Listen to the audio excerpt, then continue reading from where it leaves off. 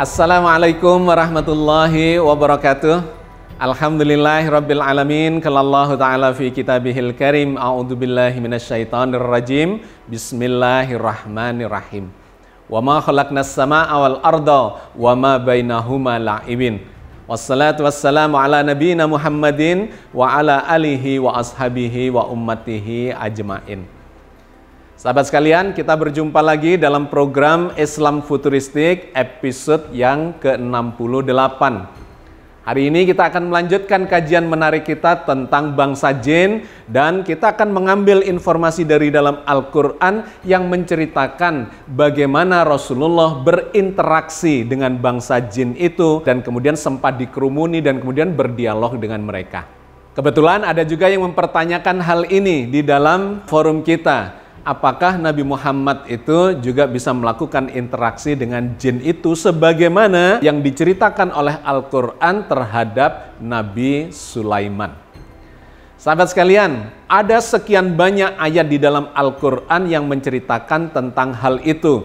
Interaksi Rasulullah Muhammad SAW dengan bangsa jin itu. Di antaranya adalah yang dikemukakan oleh Allah di dalam surat Al-Ahqaf ayat 29 sampai 32. Wa idh sarafna ilaika nafaran minal jinni yastami'unal Qur'an falamma hadaruhu qalu ansitu falamma qudiya wallau ila qaumihim munzirin. Dan ingatlah ketika kami hadapkan serombongan jin kepadamu yang mendengarkan Al-Quran. Maka tatkala mereka menghadiri pembacaan, lalu mereka berkata, diamlah kamu untuk mendengarkan. Ketika pembacaan telah selesai, mereka kembali kepada kaumnya untuk memberi peringatan. Ayat 29 ini menjelaskan kepada kita bahwa suatu ketika Rasulullah sedang membaca Al-Quran. Kemudian ada serombongan jin yang mendengarkan beliau membaca Al-Quran. Tetapi tidak dijelaskan Rasulullah menyadari keberadaan dari rombongan jin itu. Nah, ketika rombongan jin itu mendengarkan Rasulullah sedang membaca Al-Quran, mereka mengatakan kepada rombongannya itu, rupanya pemimpin dari para jin itu, diamlah, kita dengarkan Al-Quran ini. Nah, setelah mereka mendengarkan Al-Quran itu, kemudian mereka digambarkan kembali kepada kaumnya, kepada masyarakatnya, untuk menceritakan tentang Al-Quran yang mereka dengarkan itu. Ya, ini ayat yang ke-29 dalam surat Al-Ahqaf. Kemudian dilanjutkan lagi oleh Allah dalam surat yang sama ayat 30. Qalu ya qaumana inna sami'na kitaban unzila min ba'di Musa musaddiqan lima baina yadayhi yahdi ilal haqqi wa ila thoriqim mustaqim. Mereka berkata, "Hei kaum kami, sesungguhnya kami telah mendengarkan kitab Al-Quran yang telah diturunkan sesudah Musa, yang membenarkan kitab-kitab yang sebelumnya, lagi memimpin kepada kebenaran dan kepada jalan yang lurus." Menarik ayat 30 ini. Ketika tokohnya jin ini atau pemimpin dari rombongan jin itu kembali kepada kaumnya, menyampaikan kepada kaumnya bahwa mereka baru mendengarkan isi Al-Quran yang dibacakan oleh Rasulullah. Dan menariknya dia mengatakan bahwa Al-Quran ini membimbing mereka atau membimbing kita semua kepada jalan kebenaran. Quran ini membenarkan kitab-kitab yang sebelumnya, termasuk yang telah dibawa oleh Nabi Musa. Jadi menarik, mereka para jin ini sudah memiliki pengetahuan tentang kitab Taurat, tentang kitab-kitab sebelum yang diturunkan dalam bentuk Al-Quran ini. Mereka sudah mengetahui itu dan kemudian mengatakan bahwa ini membimbing kita ke jalan yang lurus dan membenarkan kitab-kitab yang sudah diturunkan sebelumnya itu.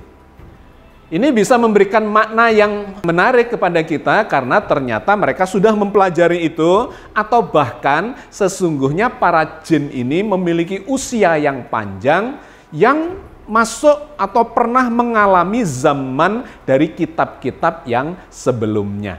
Di ayat selanjutnya, ayat yang ke-31, Allah menggambarkan tentang dakwah dari petinggi atau tokoh pemimpin dari golongan jin ini kepada kaumnya. Ya qaumana ajibu da'iyallahi wa aminu bihi yaghfir lakum min dzunubikum wa yujirkum min adzabin alim. Wahai kaum kami, terimalah seruan orang yang menyeru kepada Allah dan berimanlah kepadanya. Niscaya Allah akan mengampuni dosa-dosa kamu dan melepaskan kamu dari azab yang pedih. Ayat ini memberikan gambaran kepada kita bahwa pemimpin dari rombongan jin ini ternyata sudah mengimani apa yang diajarkan oleh Al-Quran yang dia dengarkan itu. Sehingga dia mengatakan kepada kaumnya, ikutilah dia, ikuti Rasulullah yang mengajak kita semua ini kepada jalan yang lurus dan akan menghindarkan kita dari azab yang pedih. Jadi sangat menarik, ternyata di golongan jin itu mereka telah mengikuti, ya, sebagian dari mereka ada orang-orang yang sudah mengikuti, meyakini apa yang dibawa oleh Rasulullah dan kemudian menjadi penerus, menyampaikan kepada kaumnya, kepada masyarakatnya. Kemudian di ayat 32, rentetan terakhir dari cerita tentang jin yang mendengarkan Rasulullah membaca Al-Quran itu digambarkan, ya, lanjutan dari dakwah pemimpin rombongan jin itu kepada kaumnya. Wa man la yujib da'iyallahi falaysa bimu'jizin fil ardi wa laysa lahu min dunihi awliya. Ulaika fi dhalalim mubin. Dan orang yang tidak menerima seruan orang yang menyeru kepada Allah, maka dia tidak akan melepaskan diri dari azab Allah di muka bumi. Dan tidak ada baginya pelindung selain Allah. Mereka itu dalam kesesatan yang nyata. Jadi dia menegaskan lagi kepada kaumnya bahwa ayo kita ikuti Nabi yang menyeru kepada Allah ini supaya kita terhindar dari azab yang pedih, azab yang nyata. Rentetan ayat ini sangat menarik, memberikan gambaran kepada kita, ya, sisi lain lagi, informasi yang berbeda, bahwa ternyata jin itu belajarnya kepada manusia. Ternyata Nabi dan Rasul itu dari kalangan manusia, sedangkan jin mereka itu justru mendengarkan risalah yang dibawa oleh para Nabi dan para Rasul. Sehingga di kalangan jin yang digambarkan dalam surat Al-Ahqaf ini, pemimpinnya itu mengatakan dia sudah mengetahui, sudah mempelajari risalahnya Nabi Musa. Risalah-risalah yang turun sebelum Nabi Muhammad Sallallahu Alaihi Wasallam, dan kemudian dia meyakini, mengimani bahwa risalah yang dibawa oleh Rasulullah Muhammad ini membenarkan kitab-kitab yang terdahulu. Artinya golongan jin ini ternyata memiliki atau mengikuti risalah yang dibawa oleh manusia, dan mereka kemudian mengimaninya, kemudian menyampaikan kepada masyarakatnya. Hal ini menunjukkan kepada kita bahwa sesungguhnya manusia itu lebih dimuliakan daripada jin.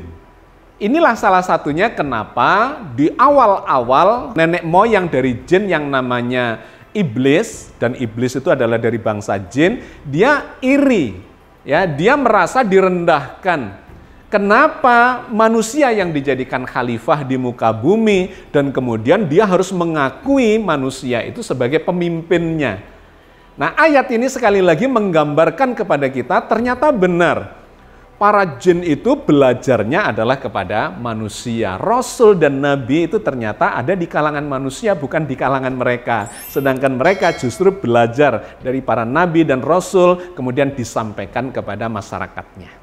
Informasi tentang rombongan jin yang mendengarkan Rasulullah membaca Al-Quran itu juga diceritakan di ayat yang berbeda. Di surat Jin ayat pertama dan kedua. Qul uhiya ilayya annahu istama'a nafaru minal jinni faqalu inna sami'na Qur'anan ajaba. Katakanlah, hai Muhammad, telah diwahyukan kepadaku bahwasanya telah mendengarkan sekumpulan jin akan Al-Quran, lalu mereka berkata, sesungguhnya kami telah mendengarkan Al-Quran yang menakjubkan. yahdi ilar rusdi fa amanna bih falan nusyrika bi rabbina ahada. Yang memberi petunjuk kepada jalan yang benar, lalu kami beriman kepadanya, dan kami sekali-kali tidak akan mempersekutukan seorang pun dengan Tuhan kami. Surat Jin ayat pertama dan kedua ini menggambarkan kepada kita bahwa Nabi itu sesungguhnya awalnya tidak tahu kalau dikerumuni oleh jin. Sehingga digambarkan dalam surat Jin ayat pertama ini, Allah mewahyukan kepada Nabi Muhammad dan memerintahkan untuk menyampaikan bahwa aku telah mendapatkan wahyu, yaitu informasi tentang ada serombongan jin yang mendengarkan Rasulullah saat membaca Al-Quran. Dan kemudian mereka mengatakan takjub. Jadi itu adalah informasi dari Allah kepada Nabi Muhammad, diwahyukan. Hei Muhammad, itu di sekitarmu itu ada jin yang mendengarkan engkau sedang membaca Al-Quran, dan mereka takjub dan kemudian beriman dan menyampaikan kepada kaumnya.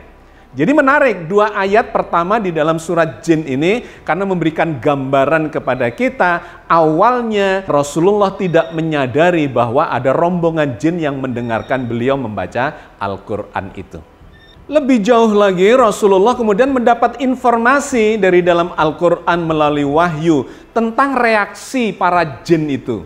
Bagaimana mereka mereaksi, merespon ketika mendengarkan bacaan Al-Quran dan isinya itu.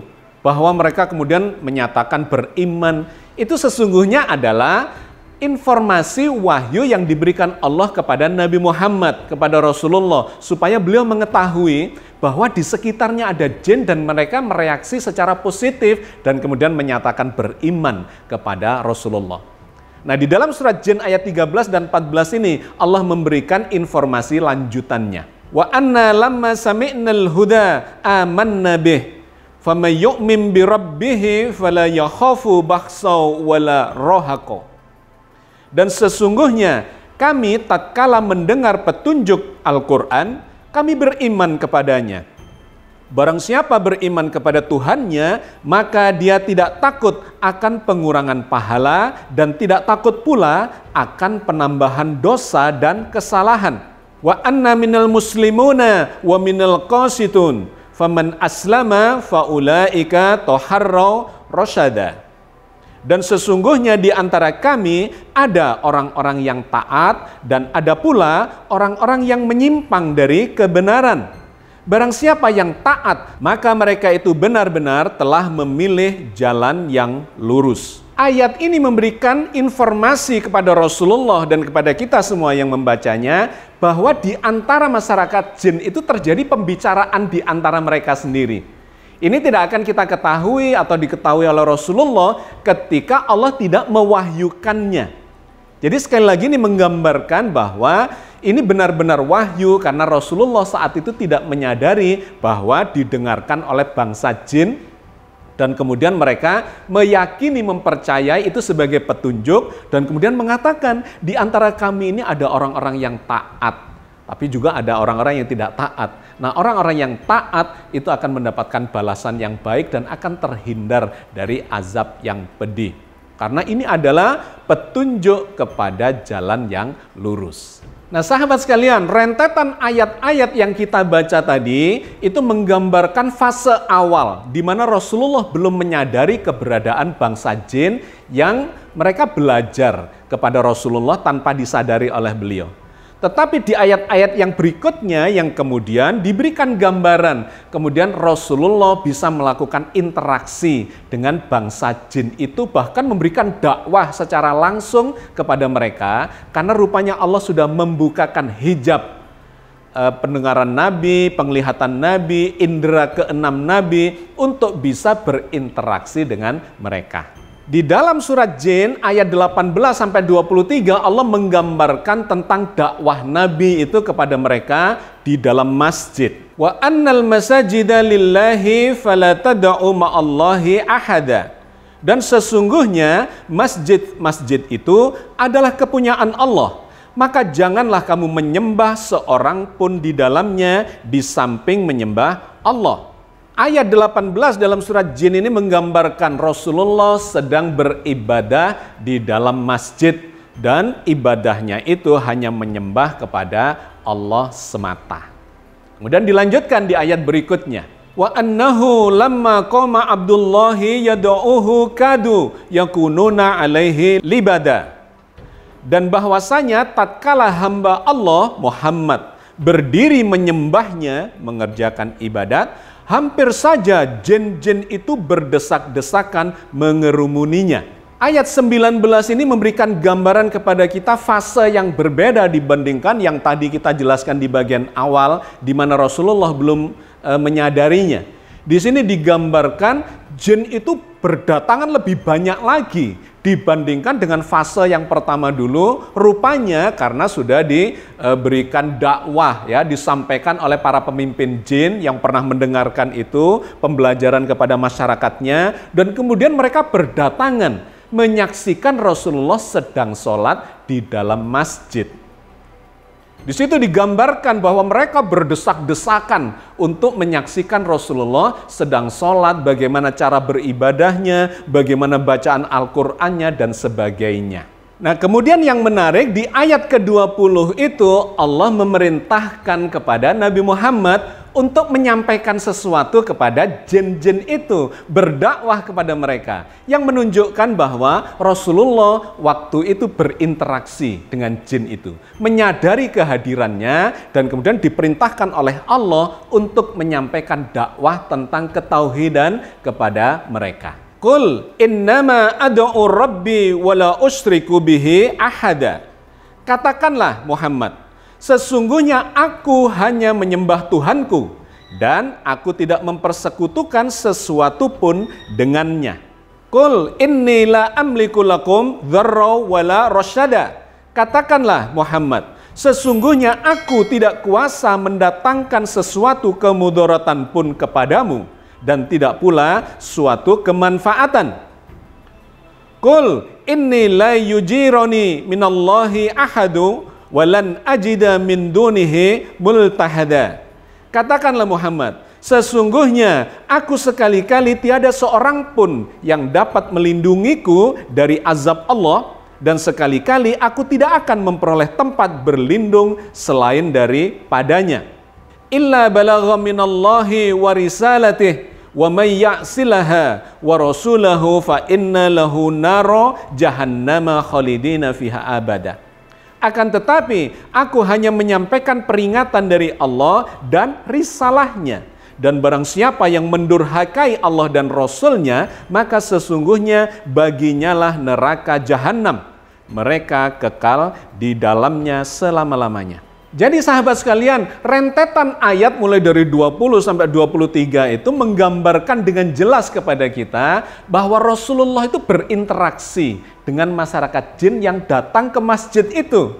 Beliau mendakwahkan, sehingga digambarkan oleh ayat ini Allah mengatakan kepada Rasulullah, katakanlah Muhammad, bahwa sekian banyak ayat tadi itu tentang Allah yang satu, tentang Allah yang maha berkuasa, tentang azab Allah yang tidak bisa dihindari oleh Rasulullah kalau kemudian beliau diazab oleh Allah, dan seterusnya dan seterusnya. Poin pentingnya adalah ayat ini menggambarkan bahwa Rasulullah berinteraksi dan berdakwah dengan masyarakat jin itu. Artinya beliau kemudian bisa melihat dan mendeteksi atau mengidentifikasi siapakah mereka itu yang datang untuk mendapatkan pelajaran dari beliau. Nah, maka kita mendapatkan gambaran bahwa dari sekian banyak Rasul dan Nabi itu, Nabi Muhammad adalah Nabi dan Rasul yang diberi kemampuan untuk berinteraksi dengan masyarakat jin itu, sebagaimana Nabi Sulaiman yang bahkan memiliki pasukan jin. Nah, digambarkan dalam sejumlah ayat yang lain bahwa Nabi memang dibukakan hijabnya, indera keenamnya, ya, mungkin tidak terlihat oleh mata atau terdengar oleh telinga, tetapi ada indera keenam, ya, kita semua memiliki indera keenam itu, yang kalau itu dilatih, itu akan bisa sekaligus melihat, mendengarkan, merasakan, dan mengidentifikasi apa yang sedang kita hadapi itu. Ya, orang menyebutnya sebagai the sixth sense, atau indera keenam. Nah, digambarkan oleh Allah di dalam surat Jin ayat 26 dan 27 bahwa Allah membukakan hijab itu. Sesuatu yang gaib bagi orang lain, tetapi Allah membukakannya bagi Rasulullah Muhammad sallallahu alaihi wasallam.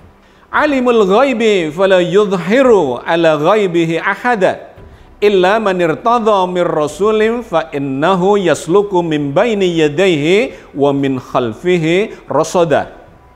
Dia adalah Tuhan yang mengetahui yang gaib.